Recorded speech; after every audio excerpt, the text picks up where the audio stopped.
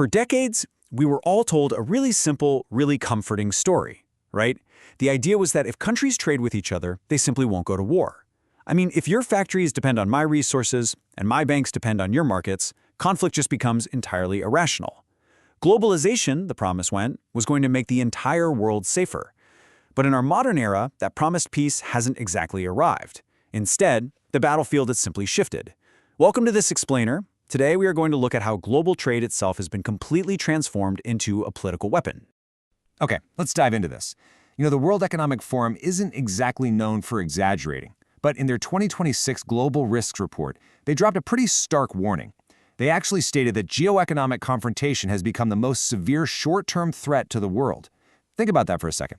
Governments are no longer just relying on traditional diplomacy or military might. They are actively using trade, finance, technology, and supply chains as literal weapons against one another. Globalization didn't kill politics. It actually just gave it a brand new arsenal. Here is our roadmap for today.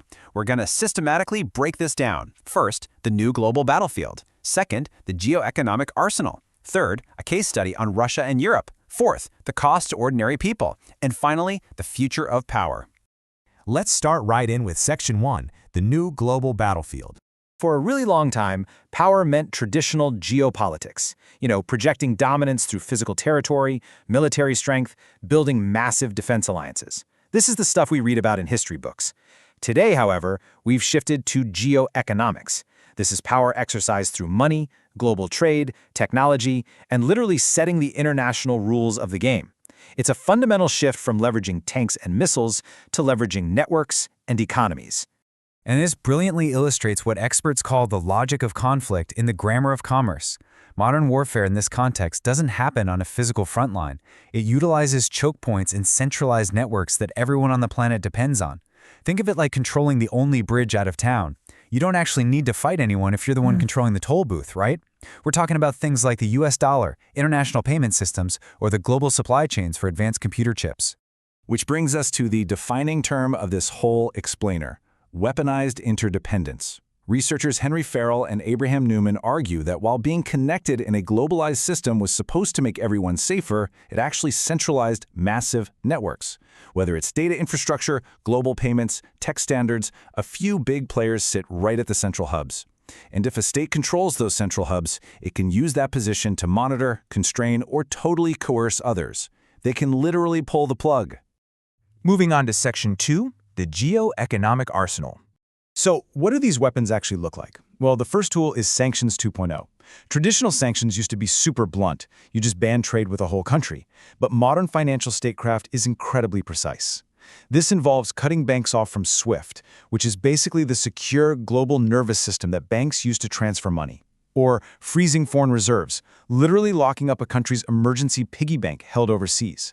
Because global trade is so deeply dependent on the US dollar, states that control these financial hubs can cause real, devastating economic pain without ever firing a single shot. Now, what's really interesting about this next tool is that we usually think of tariffs as purely economic, right? Just a way to protect local industries. But in the geoeconomic arsenal, tariffs are highly strategic weapons.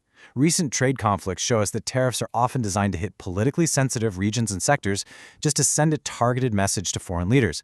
It represents a massive, massive shift away from decades of trade liberalization, moving squarely into an era of strategic protection and pressure. The third weapon is technology controls. In a world where artificial intelligence and advanced semiconductors literally dictate both military and economic supremacy, hoarding future tech is a devastatingly effective strategy. Governments are limiting the sales of cutting-edge chips and outright blocking access to the required manufacturing machinery. Keep in mind, the machines used to make these advanced microchips are some of the most complex devices in human history, so restricting them is a massive blow. Hoarding this sensitive technical know-how has one simple goal: slow down your rivals' progress and force them to depend on your own tech stack. The final tool involves reshaping supply chains entirely, and this usually falls into two main categories: de-risking and decoupling. De-risking is sort of like buying your groceries from two different stores just in case one closes. It's all about diversifying your supply chains, so you don't rely entirely on a rival state for crucial inputs. Decoupling, on the other hand, that's bringing production completely back home and actively severing ties to deepen competing economic blocks.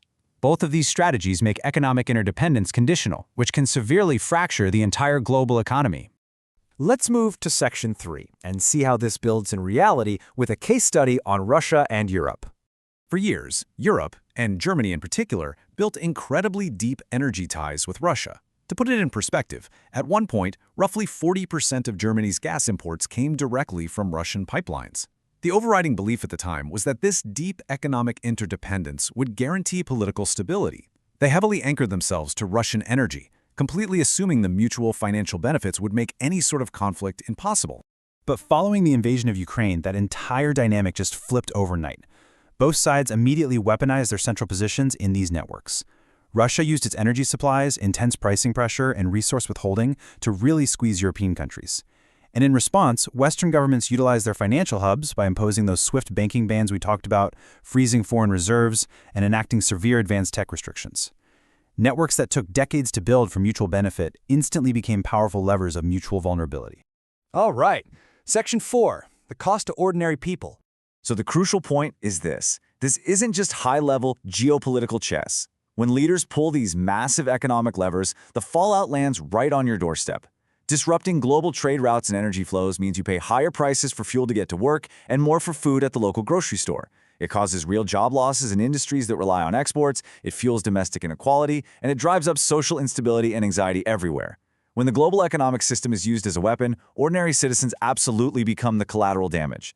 But beyond the immediate financial hit to our wallets, there is a profound structural tragedy happening here. Fragmentation actively paralyzes our ability to coordinate on shared worldwide crises. We're talking about things like climate change, future pandemics, and global financial instability.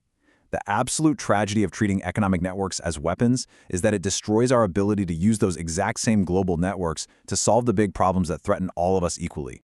Finally, let's look at Section 5, the future of power. If you think about it, power has basically evolved in 3 distinct steps.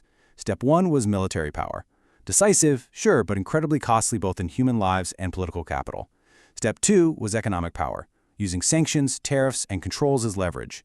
But Step 3, the era we are living in right now, is network power. This is the ability to shape, control, and weaponize the very structures that everyone else depends on. Controlling the hubs of global networks has become the absolute ultimate strategic high ground of the 21st century. However, there is a very dangerous limit to this strategy. Weaponized interdependence really only works as long as other countries remain inside your networks and play by your rules. If you squeeze too hard, you tempt rivals to simply build competing alternative systems. And we are already seeing this happen today, with heavily sanctioned countries actively trying to build their own alternative payment messaging systems to completely bypass Western hubs. The moment they successfully do that, your leverage completely evaporates and you accelerate global fragmentation, making the entire global economic system profoundly brittle. Which leaves us with a critical choice about the kind of global order we're currently building. The choice isn't whether we live in a connected world or a disconnected one. Honestly, that ship has sailed. The real question is how we handle the fact that our connections can be used both to build and to break. So as we wrap up this explainer, I really want to leave you with this to reflect on. Is weaponizing economic interdependence just an inevitable stage in the evolution of human power? Or is it a wildly dangerous gamble that could make our entire global system too fragile to survive the next big shock? Think about that and keep exploring.